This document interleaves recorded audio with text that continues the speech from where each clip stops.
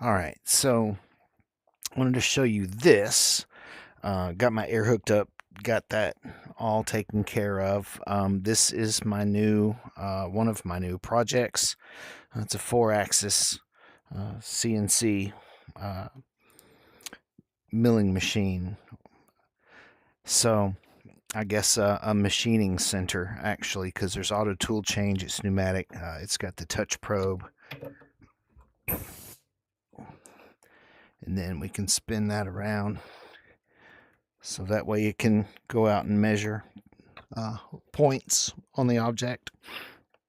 So that's pretty cool. Also a touch probe here for the tooling.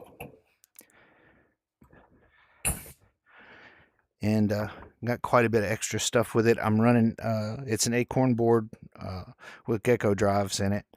And I'm running CNC 12 on a Surface Pro.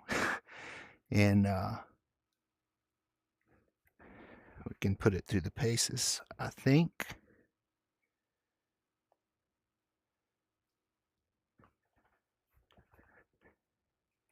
There we go.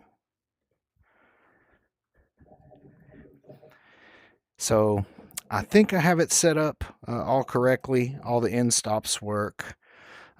It's registering its position on the DRO and everything. So next is to learn how to actually do something with it without breaking a bunch of bits. So I've got some wax loaded up here, and I've got a BOFA fume extractor over there that I'm not using.